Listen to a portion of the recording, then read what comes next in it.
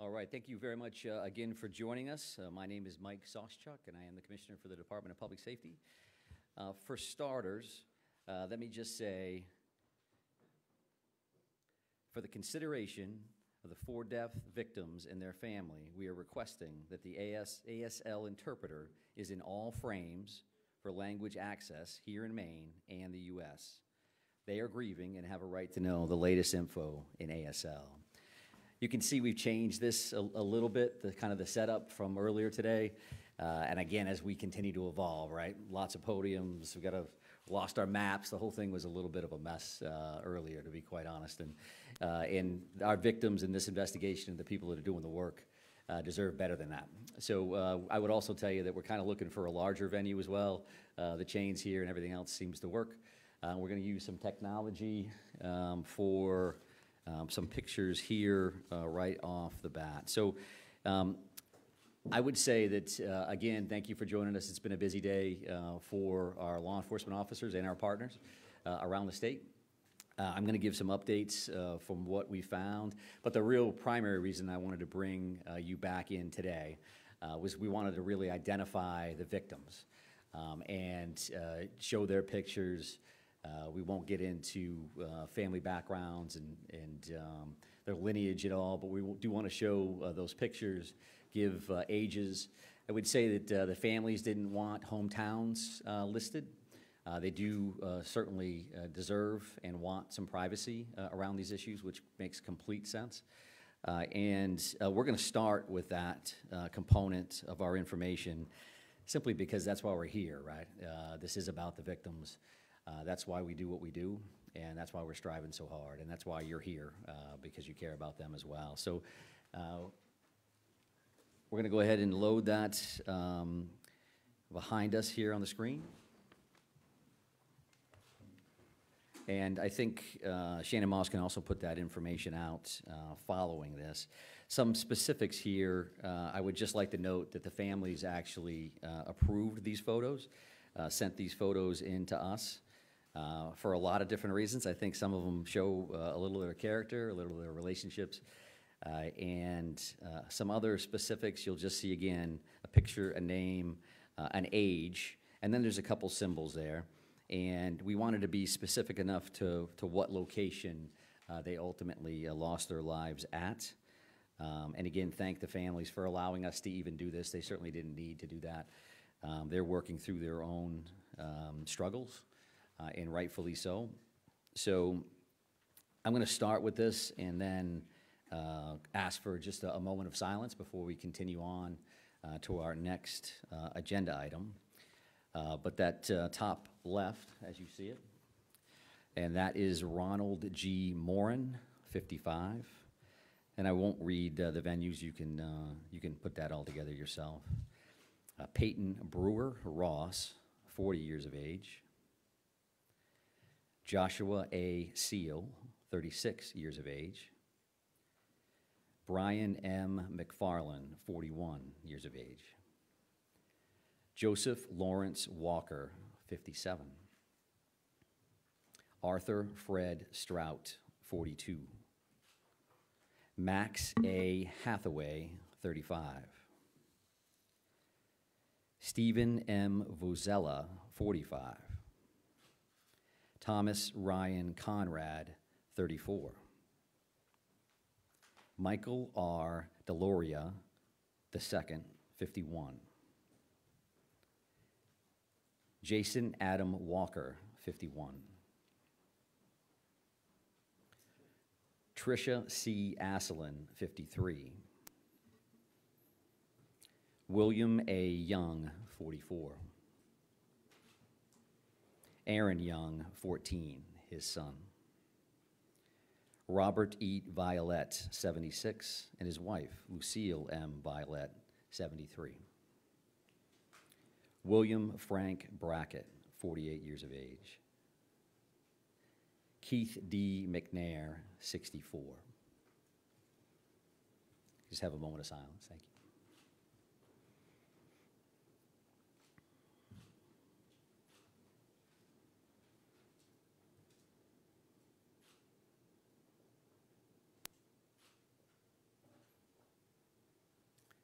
Thank you for that.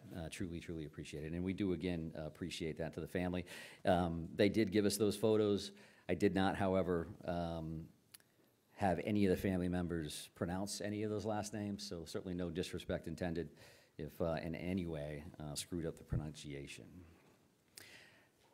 So to move on, I would also like to address the numbers of the victims that I confirmed earlier today with the number 8. And I will tell you that's miscommunication on my part. I was wrong. In talking to our detectives, we had a list for people that had been identified and family members that had been notified. There's also a separate list that involved family advocacy and whether or not they had been plugged into that. So the reality here is that all 18 of those victims, everybody that we listed here today, everybody has been identified and their families have been notified. So we are in contact with them. I would expect some more information later tonight, and I'll definitely talk about it tomorrow morning at 10, reference to Family Information Center, a new location, and some material around that, exactly what services will be available at that particular time. But I definitely wanted to make sure that I correct that mistake from earlier. So several other updates from this morning's briefing. I know that Shannon has sent along the aerial maps that we showed or tried to show here on the board, so you have received those. I also think that we had, and Shannon has corrected this as well, but the Pejebscott boat ramp, the proper name there was the Paper Mills Trail and Miller Park boat launch. The address was correct at 501 Lisbon Street. Pejebscott is a little bit further down the river, apparently, and we certainly like and appreciate everybody working with us to make sure that we had the proper location, the proper terminology for that. And other additional updates, the boat launch search of the river, the Androscoggin, they're still out there right now, and they'll be there as long as they can based on the light. And as we mentioned earlier, we're talking about sonars and grid searches and things of that nature. That's time intensive. It's taken them a while to work through there. They want to make sure they do it right. So we're not going to finish that search this evening. I would be surprised if you ever saw divers in the water overall. But tomorrow we'll have additional dive resources available to us from out of state, as well as some additional in-state teams. So again, we'll discuss that a little bit at 10 o'clock tomorrow. But no surprises, we expect that to go over, and that we'll have some assets there tomorrow. They did a bunch of flyovers this morning, as I mentioned. They did the sonar searches, some side, some ROV, and we'll be back on that tomorrow. The bar scene itself, they continue to do their on-scene investigation there, as well as at the bowling alley. They did check those wood lines. They may be back in there tomorrow as well, but that is progressing as expected.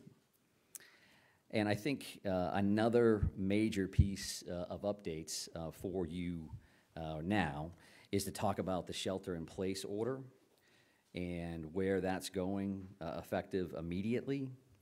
And I'm not a big reader of orders, but I think this is important that you hear this directly from a couple different sources. We're going to put out a release. There's going to be a cell phone geofence release to some folks. We've used that a couple times already during the active shooter as a warning and otherwise.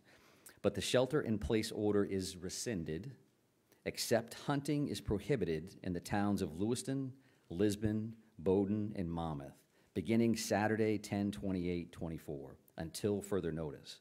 The state police continue to search in Lewiston, Lisbon, Bowdoin, and Monmouth for the suspect, Robert Card, and recommend individuals remain vigilant. Businesses may choose to open or remain closed. Commissioner Camuso from IF&W is here to help us answer any additional questions about that hunting piece.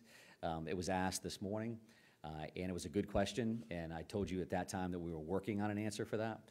And what that means is that the general shelter-in-place has been rescinded. Specifically, hunting, again, is prohibited in those 4 towns, and those 4 towns only.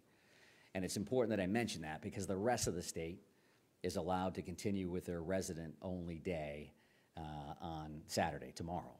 And what does that mean? That means that there are going to be communities that hear gunshots from time to time because they're going to be hunting. So we would ask everybody to use caution in that and not think that every one of those gunshots is directly regarding this particular crisis situation, this investigation. So clearly, if they think, if they're suspicious, if they're concerned, they can certainly call their local agencies. But I would ask them to think about that, where they're located, when do they hear that? If they're 150 miles north, do they need to call their 911 center and create a response?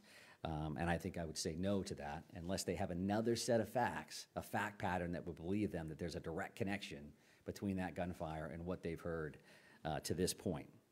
So we had mentioned why we made that decision initially, because of the crisis and the situation that we had. Those 4 towns in particular, clearly with Lewiston and the 2 tragic situations here, the 2 locations we already talked about. And then you have Lisbon with the boat launch, Bowdoin where the suspect lived. In Monmouth, there's other family connections in that particular area as well. So this is not to say that the crisis is over, the emergency is done, we can go about our lives as life is good. We want our folks, we want our residents to remain vigilant and to pay attention to what we share for information. I again focus on what we share is in the Department of Public Safety in the city of Lewiston, because we continue to see a lot of information from a lot of different places that is far from accurate. I would also say in that regard, when we say that we're gonna meet you here at 10, we're gonna meet you here at 10.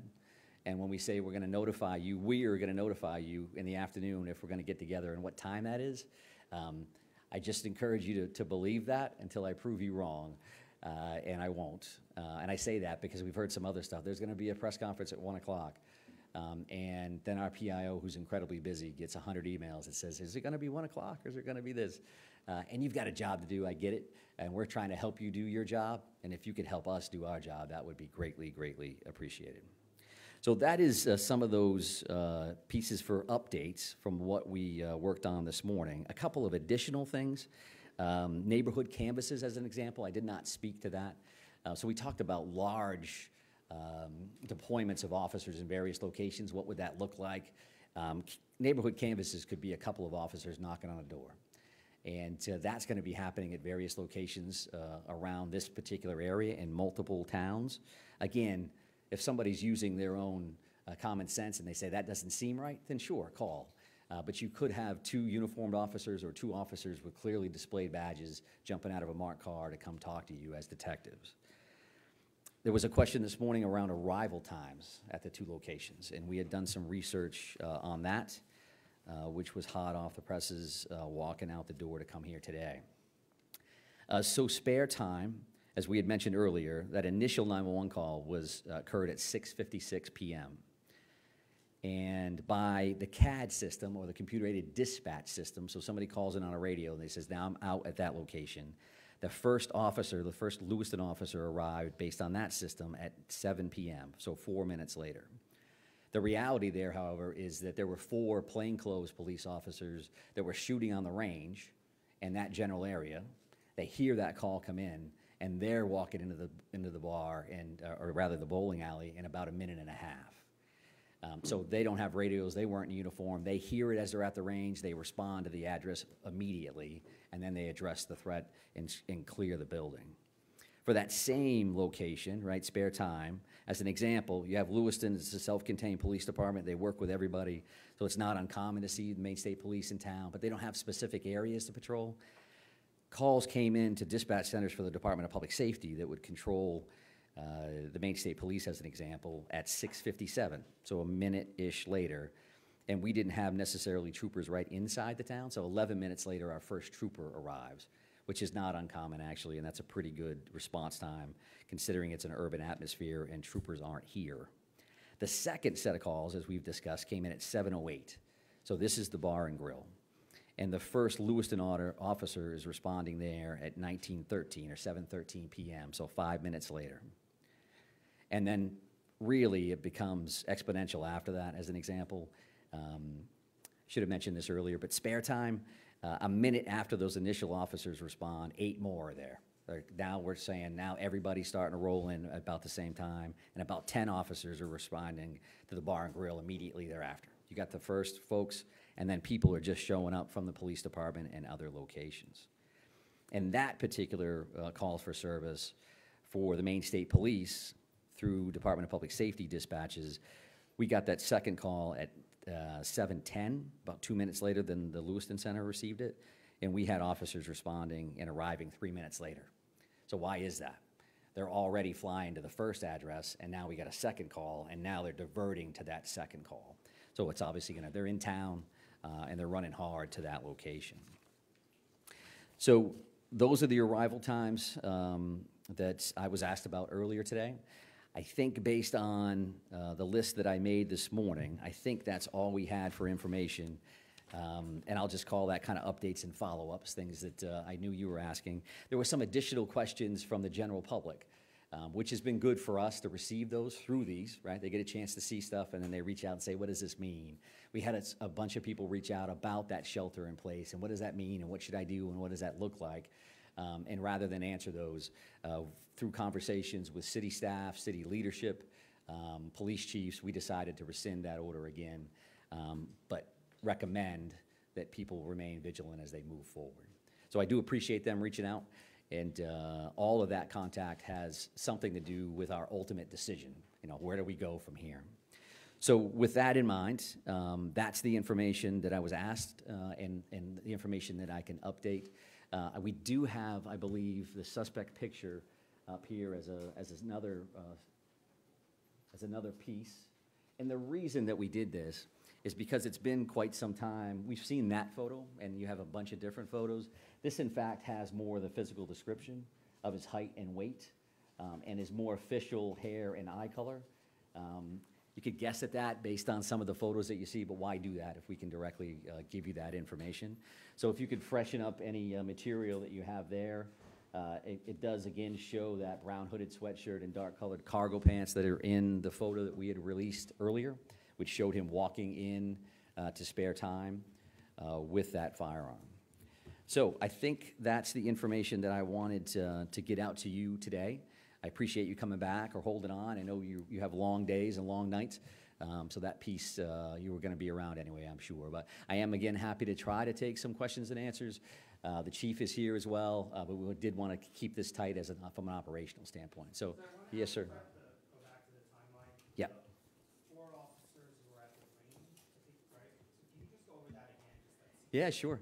So officers are required to qualify a certain number of times a year, right? So in this particular instance, the officers are in plain clothes. They're shooting at a range right around the corner.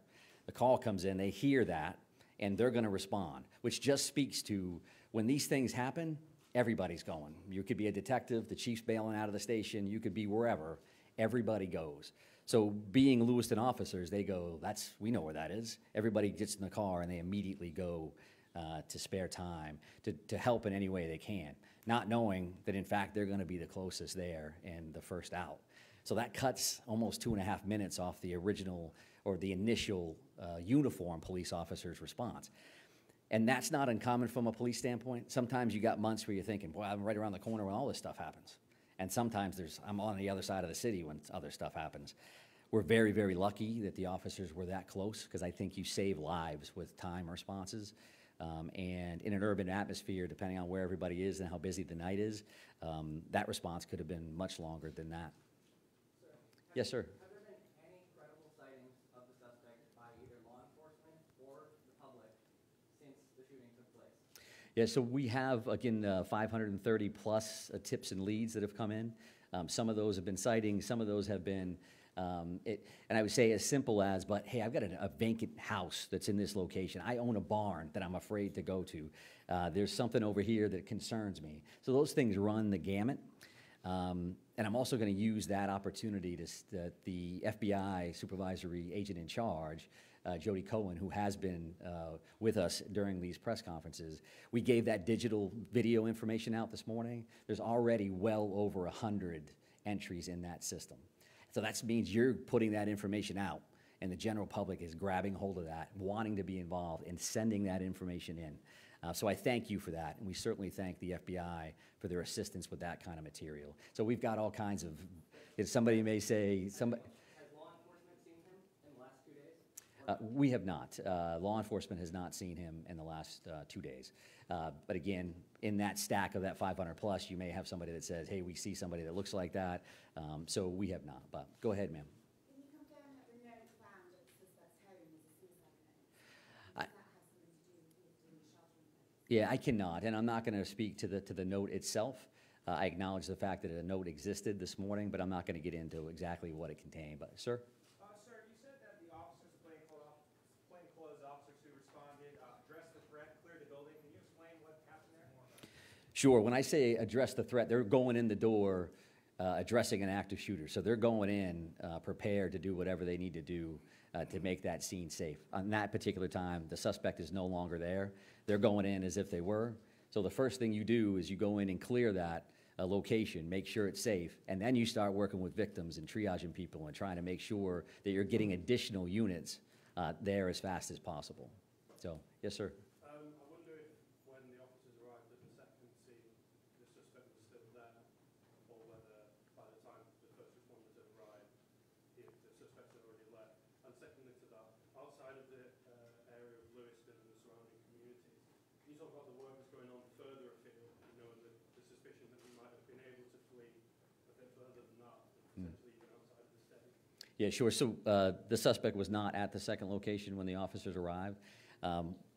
As we discussed this morning, we showed those 3 maps as specific areas we knew we were definitely going to be working in, and then we've also cleared other areas that are farther afield. Somebody may again say, you know, there's a barn over there, there's an outbuilding over there, there's some family property that somebody's uncle owns, and can you check that? So as those things come in, some of those are kind of on the checklist to begin with, and then some come in real time.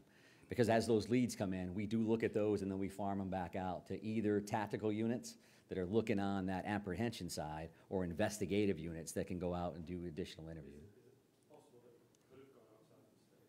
Well, at this point, you know, we are cognizant of all possibilities. We're not closing off anything because we want to make sure that we're being as comprehensive as we can with these particular searches. Yes, ma'am? We noticed earlier there was extensive law enforcement presence in Warden, Maine. What can you tell us about what that was about? In what town? Durham, Maine. Durham? Okay, yeah. So, and that's a situation where I heard that on the radio. Somebody had reached out to say that somebody may ask that question today. So we did look at that. There was a location there on a street in Durham where there were 2 911 hang-up calls. 911 hang-up calls happen on a regular basis. Depending on where they are, you may go, okay, wait a second. And then we had a second call. And then there was a sheriff's deputy that responded to the scene and then ultimately did not answer their radio, right? So you go 911 hang up, okay, wait a second, the officer that responded is not talking. That could be for a lot of different reasons. Again, based on the circumstances, we're certainly concerned about something like that. So officers did respond, make sure that he was safe, the scene was safe, and they moved on. So there was no direct connection to the suspect in this scenario, at least in today's call for service. Yes, sir. Have you at this point secured or gone to all the residents, every place where he had lived previously? Have you gone to each one of those homes? And additionally, at this point, have you executed all available search warrants? Search warrants at the houses, at his Yep. car, social media, electronics. Have you put all of those search warrants in, or there's still others? There's still a lot of work to be done around the search warrant side of the house, just based on workload alone. I don't know, however, you know, have we searched every house that he's had over the last amount of time? Certainly the ones that most recent. There's a Bowdoin connection, which caused a bit of a stir last night. That was a location we were concerned about. You know, our reality from a homicide investigation, as an example, 10 years ago, 15 years ago, you may have done 1 or 2 search warrants. Based on electronic devices and everything else, you could do up to 30 search warrants on one. So this kind of situation, clearly there's going to be a lot of affidavits, a lot of work to be done around that. So we're working with the U.S. Attorney's Office, the Attorney General's Office. Federal entities are assisting with these warrants. That's an all hands on deck. You just never know, I'm going to open this device and that's going to be the one, right? So we farmed that out to make sure we're making as much progress as possible. And I'm sorry for waiting. Go ahead. By the end of this weekend, temperatures are supposed to plunge in the area. How is that going to complicate the search, or are you hoping this actually might help investigators and be a problem for your suspect? Yeah, so I think that goes in 2 different directions, right? We certainly have a lot of resources coming for the river tomorrow because it would be nicer if it's sunnier, you can get a better look into the water. So that's one angle. If it's colder, there's an argument to be made that your thermo style of equipment where you're looking for body temperatures or heat signatures may work better in that scenario. So it does definitely vary. If it's cold for the suspect, it's certainly cold for our officers as well, and all those different things.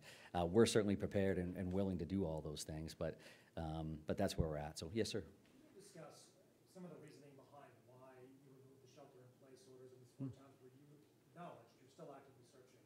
And secondly, do we know how many weapons Card had or has in his possession? The second question is no, I don't know how many he has or had.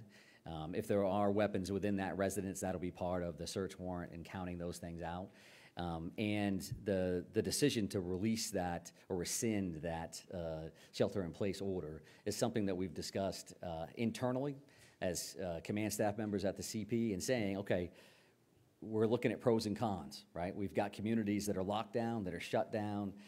There are families and schools and pharmacies and all those things. So we knew going in and have acknowledged that repeatedly, that we know that that can have a negative impact on people. So the other side of that is we had very pointed threats early on reference to these locations and nothing specific since then. So you have to look at that and you have to do the math on that and say, so are we more comfortable? Are we doing more harm than good by keeping people away from these clinics and their doctors and in schools?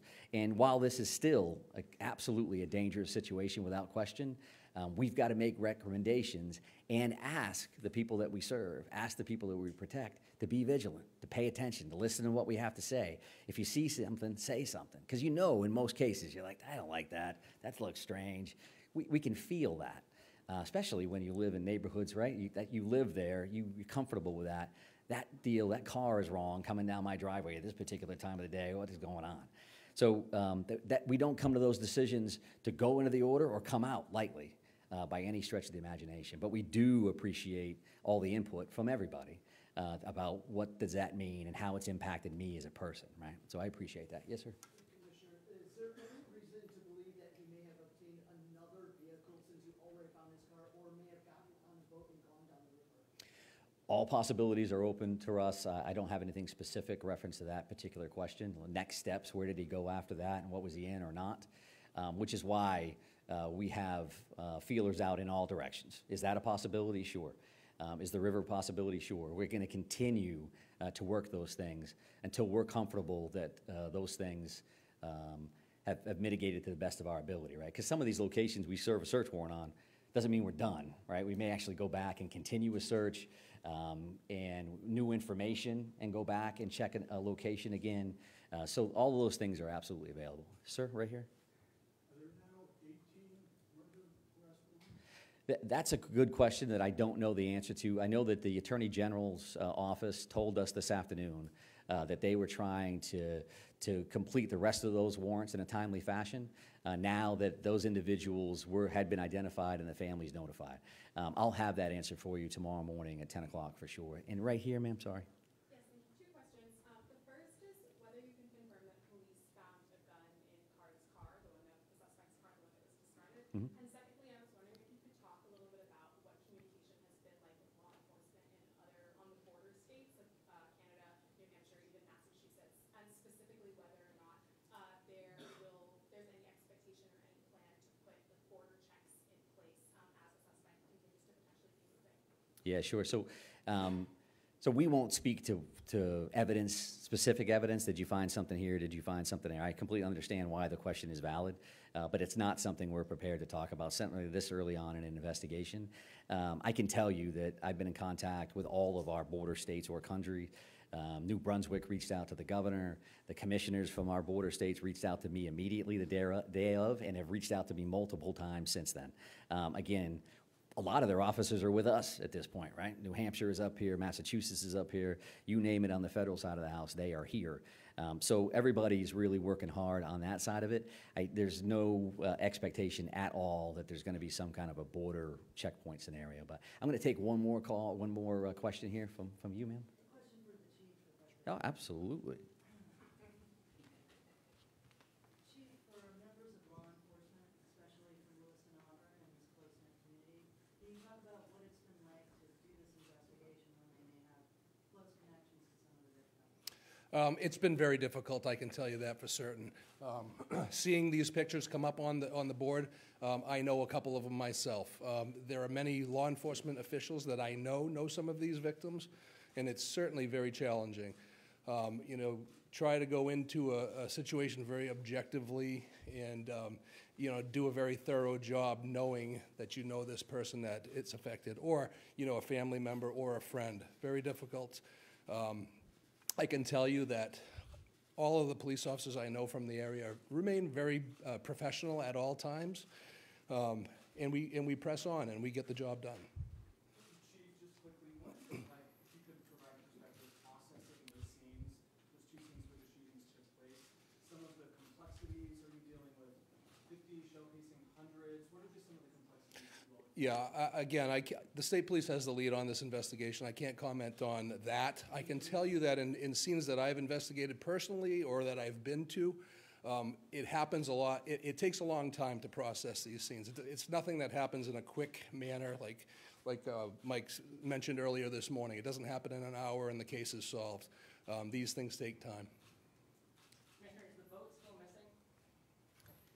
I'm not prepared to answer that question, but I do appreciate that. And as I mentioned, thank you very much for being here. We really do appreciate that. And we'll continue to strengthen this partnership and get out as much information as we can. So have a nice evening. Thank you. 10 o'clock tomorrow.